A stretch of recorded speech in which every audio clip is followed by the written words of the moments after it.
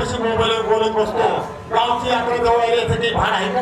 आता तुला काय सांगायचं जमाना तू आला लहान लेकरापासून 80 वर्षाच्या म्हातारा पोतर नुसते मोबाईल चालले मोबाईल. कोण पाहुणा आला तर कोण आलंय काही त्याचं भांडण नाही काही नाही. त्याच्यामुळे माणूस की फार दुरावली गेली पाय पैसे जायला आधारावलंच तुला यासाठी मी इथं बोलवलं होतं. आपल्या गावची यात्रा जवळ आहे. आतापर्यंत आपल्या गावाने भारुडाचे कार्यक्रम कीर्तनाचे कार्यक्रम सत्य धार्मिक कार्यक्रम भरपूर ठेवले. बरोबर आहे. पण यावर्षी मला असं वाटतं पेपरला बातम्या वाचल्या टीव्हीला ऍड ऐकली की भारत सरकारने तमाशा कलाकारांचा सन्मान केला. रवीर खेडेकरांना पद्मश्री पुरस्कार दिला. बरोबर आहे. आपण सुद्धा खेडेगावाने कलाकारांचा सन्मान केला पाहिजे. बरोबर आहे. ठाणेकर आपल्या गावच्या देवाच्या नावाने भरपूर पैसे शिल्लक शिल्लक आहे ना मागच्या वर्षीचे सुद्धा एवढे पैसे शिल्लक हे मंदिर सारे झाले पण या पैशाचा काहीतरी उपयोग व्हायला पाहिजे. बरोबर आहे. लोक कलावंत जागला पाहिजे. त्याकरता या वर्षी तमाशाचा कार्यक्रम आणायचा तुझा विचार घ्यायसाठी तुला इथं बोलवलं. अरे तुला माहिती नाही का मी अमेरिकेला गेलो बोललो होतो अमेरिकेला कामाला. त्याला वाटलं आपल्या बापाला अमेरिका दाखवायला पाहिजे आहे की नाही. दिवस रात्र हमाली केली कष्ट करून लेकरू शिकलो बुद्धिमान निघाला अमेरिकेला गेला. आता त्याला वाटलं बापाला अमेरिका दाखवा तेवढ्या तुला फोन आला 2 दिवसावर गावाची यात्रा आली. आता तू सांग अमेरिकेहून यायचं काम का 2 दिवसाचं काम आहे का ते. आता विमानाने यायचं ते पासपोर्ट काढायचं लय लय कुठे असते. मग मी पोराला विनंती केली कशी का करायला आपल्या गावची दैवताची यात्रा आहे भाऊ मला गावाकडे कशाला पाठवली. म्हणजे तुम्हाला लिहिता येईना वाचता येईना शिक्षण नाही कुठेही जाताना कुठेही निघून जातात. किती जरी माणूस श्रीमंत झाला पण गावच्या दैवताच्या यात्रेला यावाच लागते. यावं लागतं. मग ते डोकं चालवलं म्हणलं कसं का व्हायला मुंबई करतं ती पाठवून मला. मग मुंबई बसून विमानाने दिलं मला बसून उतरलं मुंबईला. आता मुंबईहून यायचं कसं काय गावाकडे मला तर लिहिता येणं वाचता येणं. गेलो बा रेल्वे स्टेशनवर. आता तुला माहिती रेल्वे एकीकडे उभा राहते तिकीट काढायला एकीकडे इकडे जाय तिकडे जाय याला विचार त्याला विचार आईला अशा गडबडीत गेली 100 डबीची रेल्वे आदवून शुद्ध आहे का? अरे केस सुद्धा वाटलं नाही झालं 100 डबीची रेल्वे तुझ्या आदवून गेली. चांदेकर मला सांग 100 डबीची रेल्वे तुझ्या अंगोळी गेली तरी तुला काय झालं? काही नाही केस सुद्धा वाकडं नाही झाला. तू काय करत होता? तुला खाली संडास करीत होतो. असे दिवस राहते हजाराला मी तुझ्या अंगावर गेलं तर काय होणार नाही. गावची यात्रा जवळ आहे. यात्रेला तमाशाशिवाय शोभा नाही. बरोबर आहे. रंगली कला त्यासाठी आपला जुना माणूस कोण बुद्धिमान माणूस नेमिना सोलापूरला लावला म्हणजे यात्रा चांगली होईल. नेमिना सोलापूरकर तमाशा आणायची यावर्षी. मला उशीर झाला मी हाडत करून येत होतो. लग्न होतं सिटी वस्तीचं सिटी वस्ती बघून सगळ्या रस्त्याकडे खंडित पडले होते. कामं चालू आहे पैशाची कामं चालू आहे. खाण्यात एक मेवडा पडला होता. खाट्यात मेवडा पडला होता. सगळी यात्रा कमिटी बघून तर हातायची. येण्यातरी पै पाहुणे पुण्यात अनेक लोक बसतील सगळी लोक त्याला बघून हातायची. पण मी फक्त एकटा येताना हसलो नाही. किती दयावान माणूस आहे. सारे गाव पण हसलं. आधी खेळणीला खेळणी असं तुम्ही उभं राहून पण तू हसला नाही. अजिबात हसलो नाही. मग हसण्याचं कारण का? त्याला मोठे कारण आहे. त्याला मोठे कारण आहे कारण खेड्यात मीच पण बोलतो. तूच पडला होता. अरे जरा घ्यायची जरा मापन घ्यायची. लेकरं बाळे घरी बायका पोरे म्हणजे आपल्या किराणा कुठलं काम होणार नाही. उशीर आहे की रविवारी नगर करा गणेश बिडकर आवाज त्यांना बोलून चांगलं नाव सांगितलं.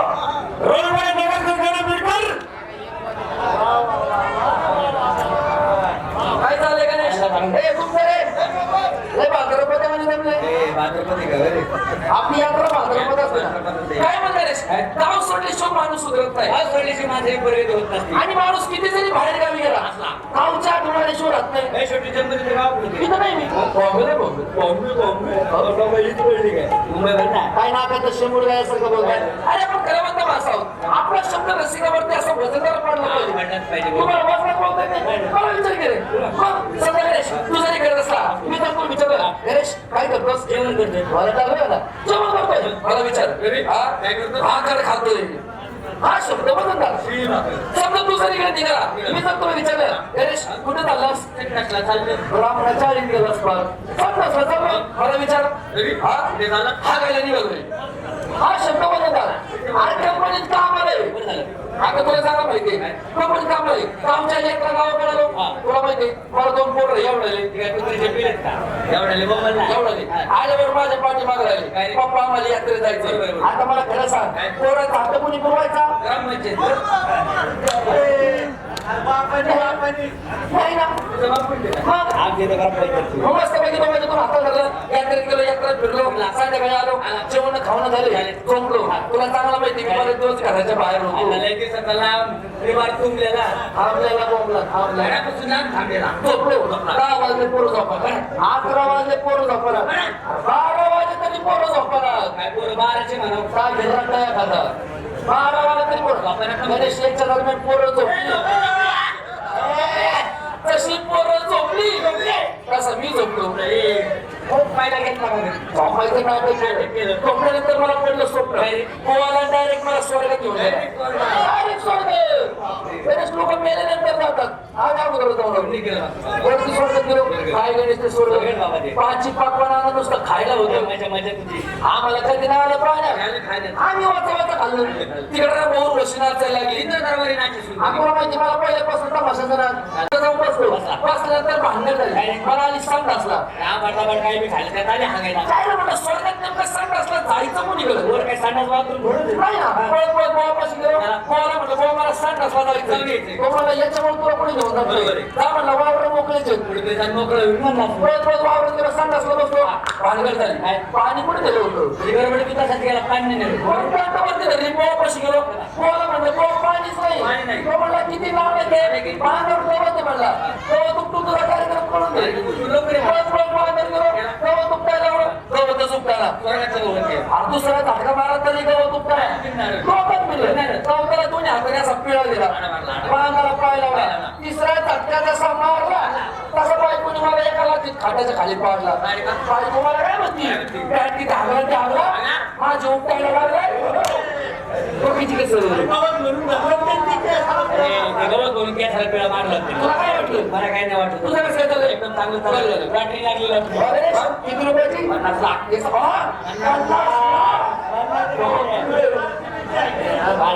आम्ही राजपूत एखादी भीक मागणार चालू आपली जमीन होती ती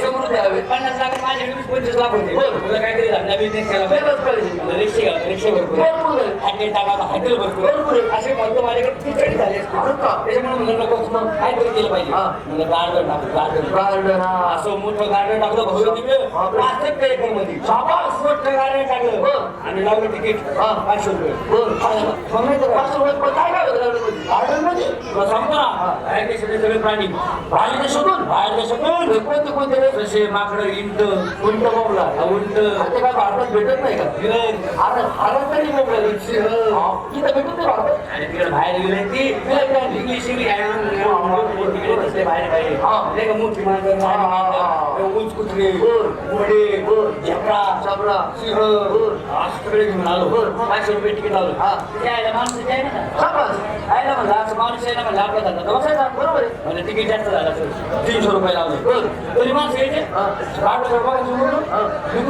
पुढे आतमध्ये जात नव्हतं आतमध्ये कुठे जाय ना गार्डन एवढं मोठं आयला म्हणून असं चालू लोकांना माहिती बरोबर एक दिवशी फ्री ठेवलं एवढी गर्दी काय ठेवायला जागा नाही 5 एकर म्हणलं फुकटचं म्हणलं सगळं जाम झालं असं राहिलं तुम्हाला धंदा असं मला भिकमागी पाहिजे सगळेच होईल कपडा धुडून गेटच्या बाहेर आलो गेट घेतलं लावून त्या आतमध्ये जे माणसं घेत होते का त्याच्या तरी ते वाघ बिघ सोडून चले जाओ लागेल लोक इकडं तिकडं एक जण गेट कशाला गेट उघडा मग मी त्याला म्हणतो गेटच्या बाहेर येत असं 800 रुपये तिकीट